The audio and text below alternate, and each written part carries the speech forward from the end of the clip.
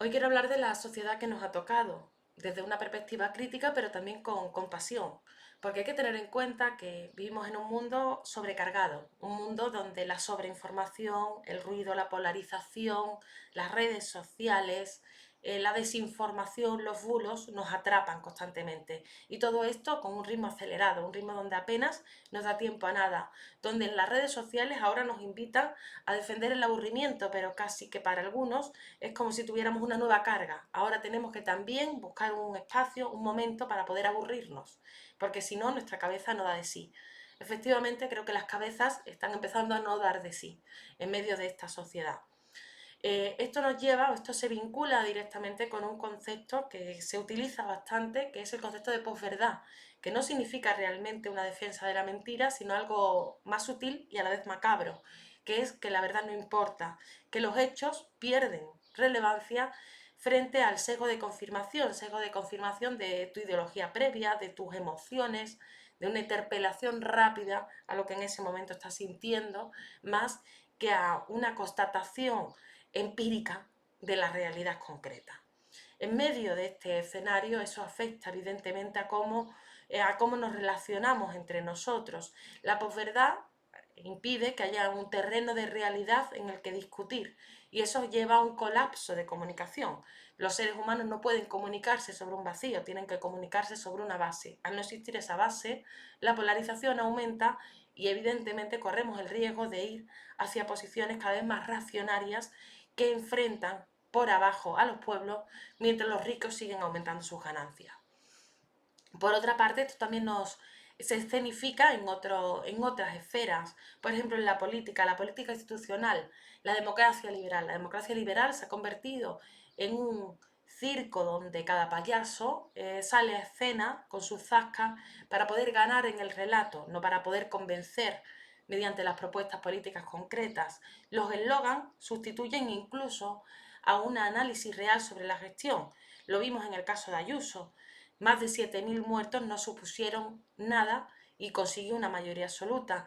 Lo vemos en el caso valenciano.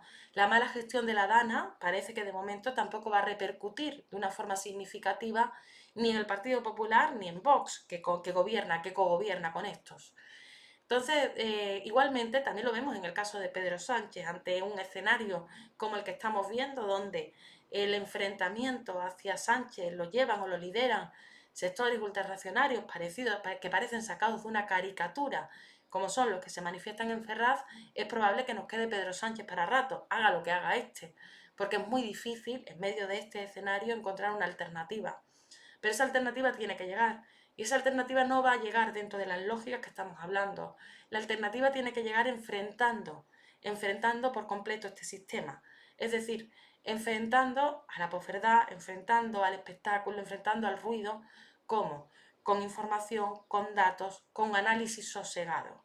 Es muy difícil que esto vaya a triunfar en redes, pero no obstante es cierto que hay una necesidad social, hay un espacio político completamente abandonado, que es el espacio político de los que verdaderamente quieren transformar y saben que no se transforma dentro de esa realidad virtual, sino dentro de una realidad material y concreta.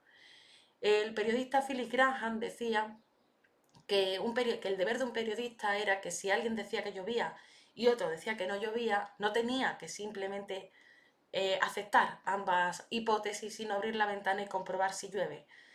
Una sociedad crítica debe abrir la ventana porque debe esclarecer, debe aclarar cuál es la realidad concreta para poder transformarla.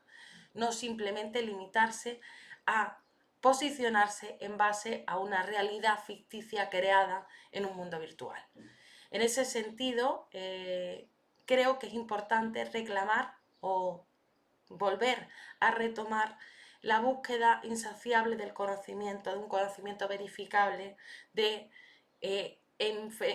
investir los bulos de unos, no con bulos propios, sino con realidad, aunque esta realidad no nos guste, aunque precisamente el conocimiento de esta realidad nos lleve a la necesidad de transformarla. En ese sentido, quiero también hacer un llamamiento a lo que ha sido históricamente un principio fundamental de la humanidad, que ha sido su curiosidad. Antonio Gala, en una entrevista en 1991 con el periodista Jesús Quintero, decía que probablemente en algún momento íbamos a llegar a tener la capacidad de darle una tecla y saber quién era Goya, quién era Cervantes o quién era Velázquez, pero que él temía que en una sociedad como la que se estaba creando nadie iba a tener interés de ver quién era Goya, quién era Cervantes o quién era Velázquez. Tenemos que apelar a esa curiosidad del ser humano por conocer la realidad, por saber quién era Goya, quién era Cervantes, quién era Velázquez, por conocer los grandes relatos de la humanidad, por conocer que el mundo ha cambiado muchas veces y que siempre puede volver a cambiar, y que para eso es importante una sociedad organizada, una sociedad que pueda debatir y que por lo tanto que parta de una base sólida, de una realidad compartida, que unos apoyan y que otros pueden estar en contra, pero que al fin y al cabo es una realidad misma.